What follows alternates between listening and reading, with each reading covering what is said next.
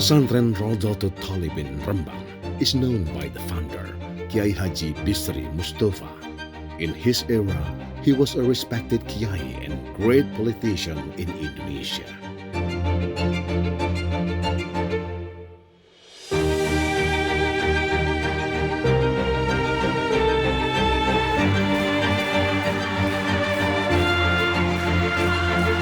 Kiai Haji Bisri Mustafa was a great orator and Kiai who produced some works in the form of book and kitab.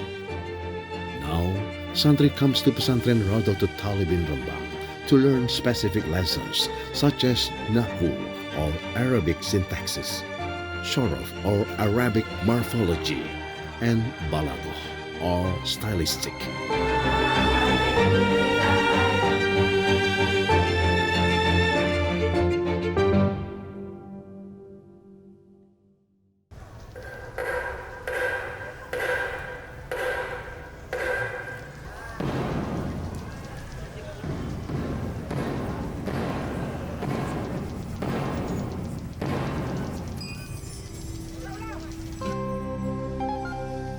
Pesantren Rodotul Talibin Rembang, located at Kiai Haji Bisri Mustafa Street, Tawangsari, Leteh, Rembang Subdistrict, Rembang Regency, Central Java. In the first of establishment, this pesantren located at Mulyo Street number 3, Rembang. Along with the increasing of santri's number, this pesantren extended.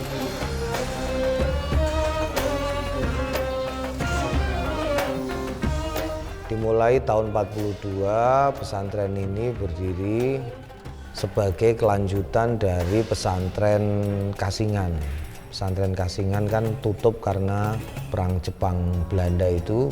Nah, karena perang Jepang Belanda kemudian di akhir tahun Kiai Bisri pindah ke sini.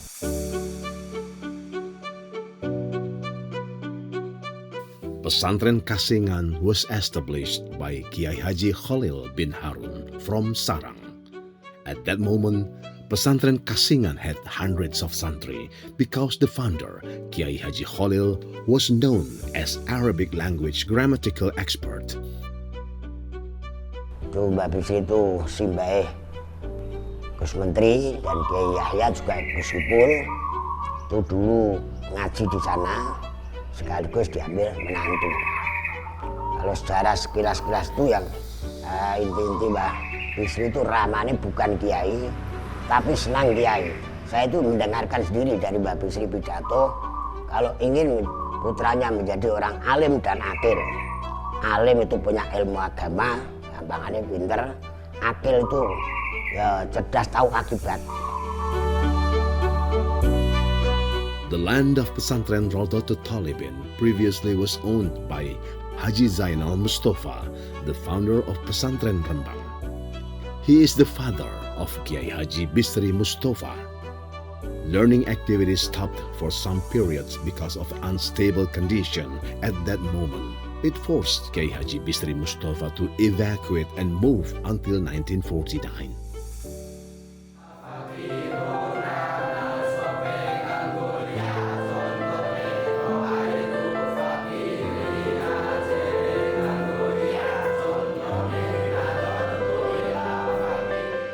Semula hanya cowok dan tidak begitu banyak.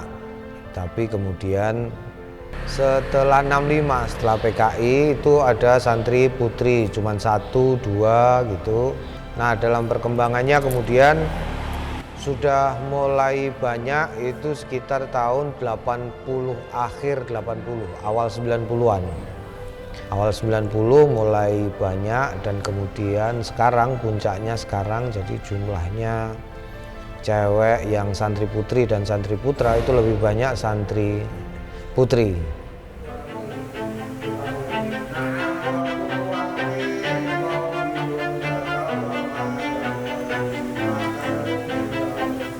Based on the suggestion of some senior santri and pesantren's condition in 1955, pesantren's name changed into Pesantren Rodotul Talibin, which means Islamic Students' Garden. This pesantren has a motto, Ta'allama al-ilm وَعَلَّمَهُ al-nas means learning knowledge and deliver to the society. Now, where do santri come from? Yang paling banyak lokal sekitar Kabupaten Rembang, Kabupaten Blora, Kabupaten Pati, terus Tuban itu yang paling banyak. Pesantren itu seperti apa ya, punya tradisi. Jadi kalau di keluarga itu dulu di pesantren sini, maka kemudian anak keturunannya juga ke sini. Biasanya begitu.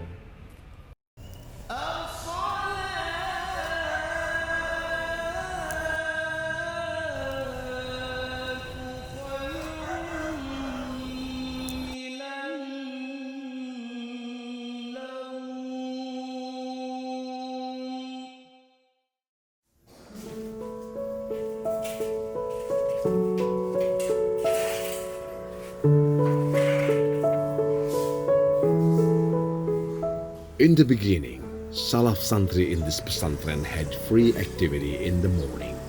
Even some of them went to work.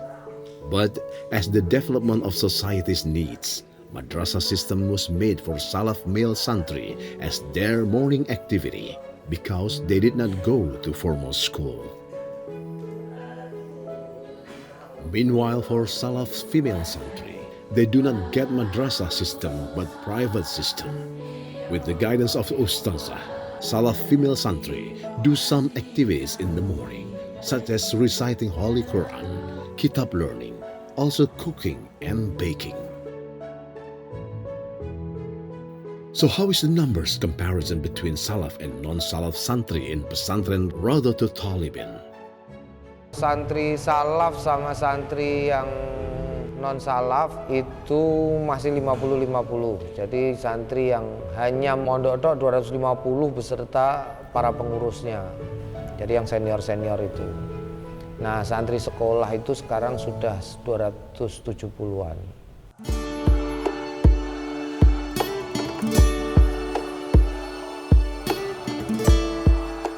And what are the differences between the past and present learning system?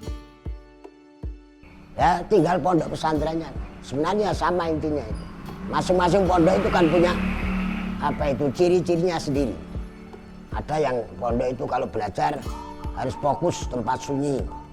Kalau di sini tidak, tadi diceritakan ada keplok-keplok itu.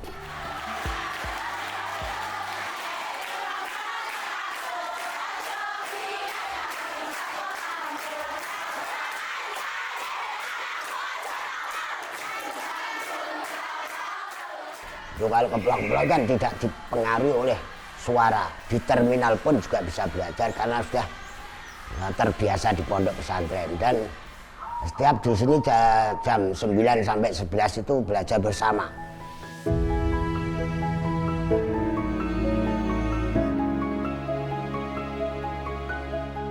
Naila is one of female santri in Pesantren Rawdatul Talibin.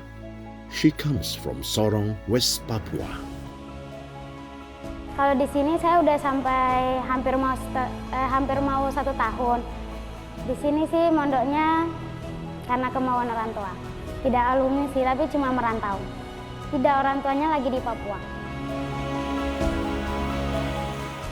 Even though initiated by her parents' support, this 14 years old santri finally feels some benefits studying in Pesantren Rawdatul Talibin. Awalnya mandiri, terus ya nggak bisa nyuci, ya terus lebih banyak kenalan.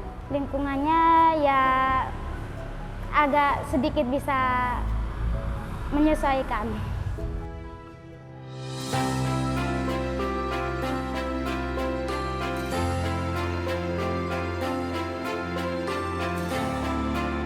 With a different culture and geographic area, what challenges were faced by Naila as her first adaptation?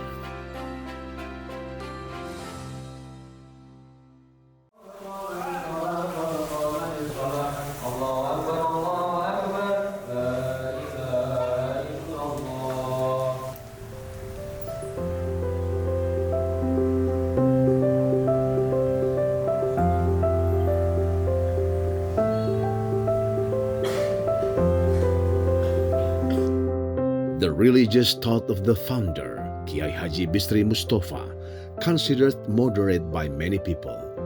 This moderate thought was taken by usul fiqh approaches, which prioritized the goodness and safety of Islamic people, which was adapted to condition and situation of the society in certain era. In other words, Kiai Haji Bisri Mustafa's thought was contextual. His thought delivered to written works, such as book and kitab. Now on, his works already printed approximately 176 pieces and become the references for ulama and santri in Indonesia, especially in Java Island. What learning methods are applied in Pesantren Raudhatul Thalibin? Yang pertama kuliah umum namanya Bandongan.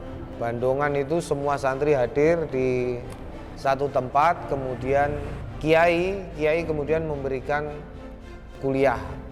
Jadi semua tanpa membedakan senioritas dan seterusnya. Itu Bandongan yang umum.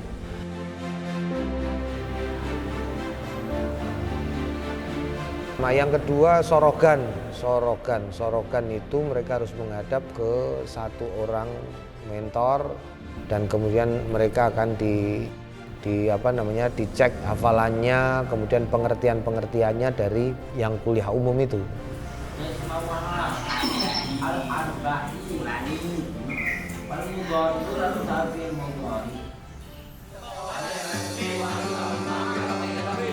Dan what is the third method? Berikutnya lalaran. Lalaran itu belajar bareng di satu waktu, biasanya satu hafalan, satu kitab tertentu, mereka bareng-bareng.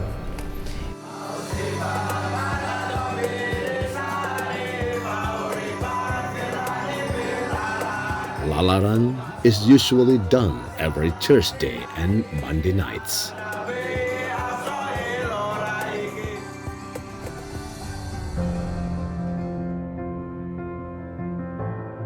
Terus yang terakhir latihan khidmah, mengistilahkan anak dalem. Anak dalem itu memang latihan khidmah, jadi dia harus ikut ke kiai. Jadi mereka membantu kiai, membantu kebutuhan-kebutuhan kiai sehari-hari. The founder Kiai Haji Bisri Mustafa had a life principle. Li'illa kalimatillah means to uphold the verses of Allah. His life was dedicated to educate santri in comprehending faith to get meaningful life. Kiai Haji Bisri Mustafa passed away at 63 years old.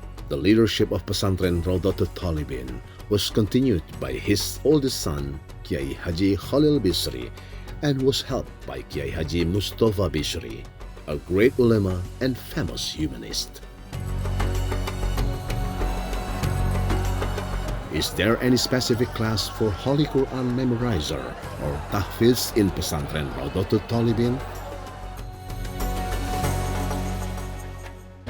Ke tahfidz itu kita tidak ada kelas tersendiri. Karena dari dulu begini, dari dulu kita mainnya di jadwal.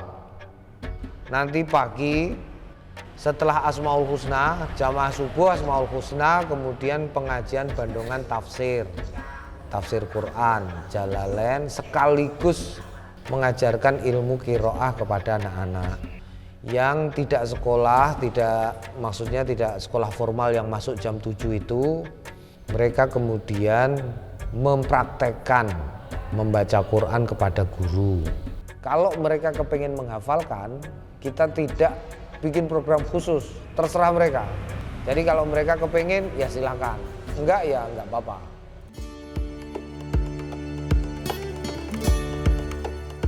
Pesantren Raudhatul Thalibin located in the middle of people's houses and close to central government of Rembang Regency.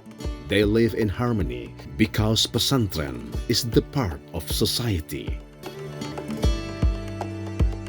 In fact, some santri come from outside Java Island. So what obstacles are faced by those santri? Sebenarnya mereka menghadapi dua tantangan sekaligus. Satu karena geografisnya jauh, Yang kedua mereka bahasa. Jadi kalau yang kayak yang dari Sumatera dan seterusnya itu kan sama sekali nggak bisa berbahasa Jawa. Padahal semua pengajaran dilakukan dalam bahasa Jawa. Dan itu mereka juga mesti beberapa waktu.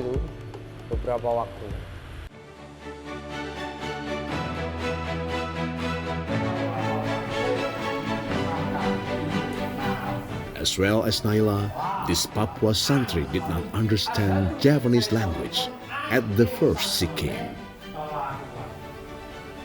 Ya belajar, awalnya sih tidak bisa, tapi karena merantau ya udah belajar sampai bisa. Jadi akhir-akhirnya bisa sih. Not only language, Naila also faced new adaptation for food. Terus awalnya tuh kalau makan itu susah karena awalnya saya tidak bisa makan nasi. Jadinya makannya roti.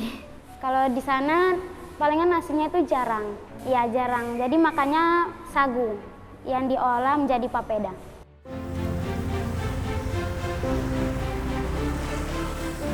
What are santri's activities in Pesantren Rodotul Thalibin?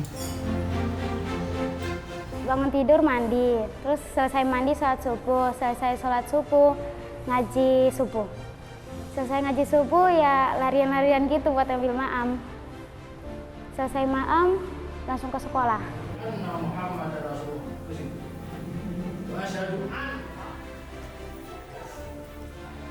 Terus kalau pulang sekolah mandi. Terus selesai mandi ganti seragam langsung ke madrasah. Dari madrasah selesai belajar pulang, terus habis makan sore sholat maghrib, selesai sholat maghrib mengaji Al-Quran. Setelah mengaji Al-Quran sholat isya. Setelah sholat isya belajar kayak membaca buku, belajar sekolah, belajar madrasah. Setelah itu tidur.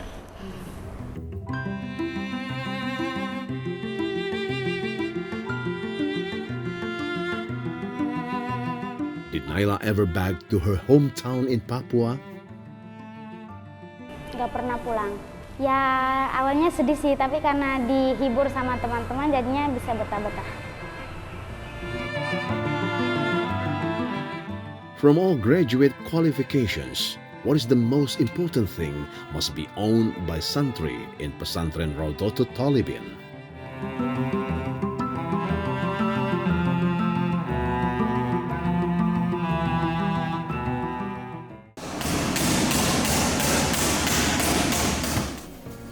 Rot, Rot, naik.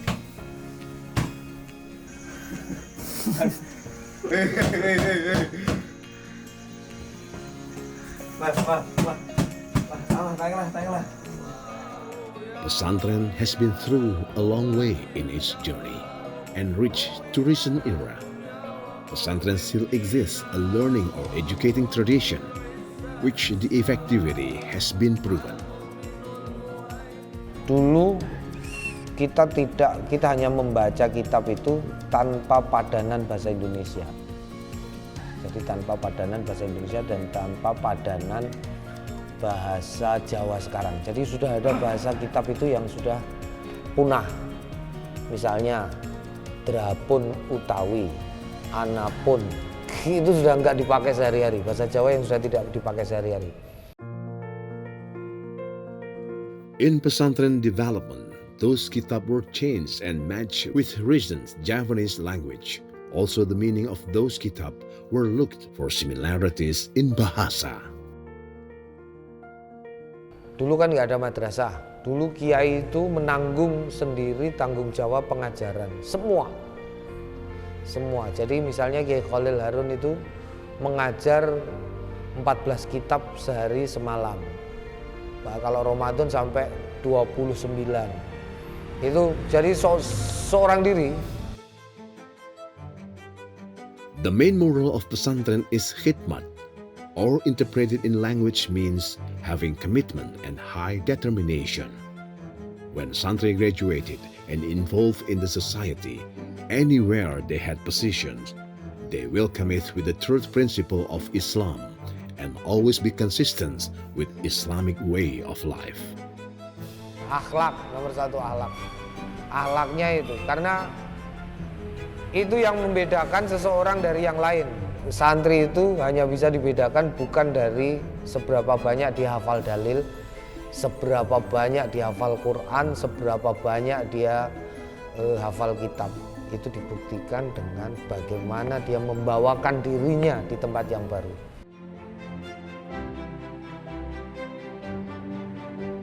Julian is a male santri from Palembang, South Sumatra. Mondok di sini dari tahun 2015. Alasan saya berada di sini karena sangat suka sekali dengan sosok pendiri pondok ini, yaitu Abah Mus, Gus Mus. Kalau slogan di pondok kan belajar dan mengajarkan, gitu. Selain kita belajar, kita juga memberi pelajaran kepada orang lain, gitu. Besides learning, what are santri's other activities? Di sini mungkin yang dipelajari salah satunya ada kaligrafi juga, kirok gitu, itu juga ada, tapi itu untuk yang berminat, nggak ditekankan, kayak rebana juga dibebaskan. And what is the difference with other pesantren? Kalau di pondok yang lain mungkin dari kebiasaannya itu nggak kayak di sini. Kalau di sini kan kegiatannya itu teratur tapi nggak terlalu menekan. Jadi dikasih leluasa gitu. Kalau untuk berekspresi, untuk mau ngapain aja itu bisa kalau di sini.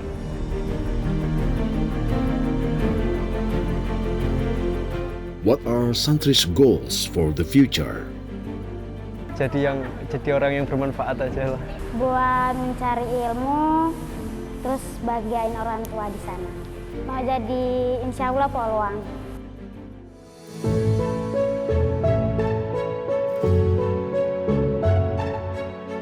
Prophet Muhammad sallallahu alaihi wasallam always gave example in this theory.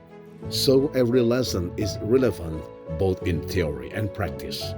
Likewise as education in pesantren, ideally by imitating sunnah Rasulullah sallallahu alaihi wasallam. Every pesantren's lesson is started by giving the example.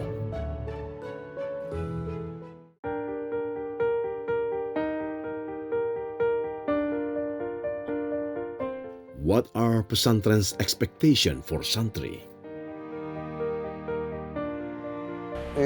Mereka harus membawa ilmu ke generasi selanjutnya. Itu tanggung jawab utama. Tanggung jawab utamanya adalah menjadi bagian dari rantai transfer keilmuan, keislaman dari sejak Nabi Muhammad sampai generasi yang akan datang. Itu yang pertama.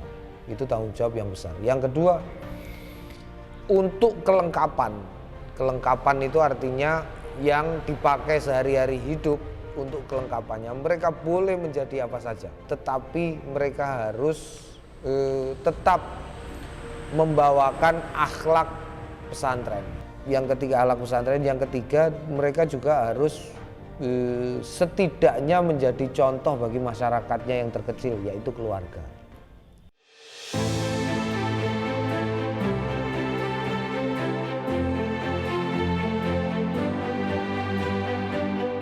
Pesantren Raudhatul Talibin is an educational entity which is consistent with the basic principle of the founder, Kiai Haji Bisri Mustafa. Recent sophisticated era did not make this pesantren removes its identity as Salaf Pesantren. Even though Pesantren Raudhatul Talibin gives a space for santri to have modern formal education, akhlak or moral is the most emphasized by teachers or kiai in this pesantren. No matter what is a santri's position in the society, santri must keep the basic principle of Islam, also become differentiator by delivering the knowledge of pesantren to the people around.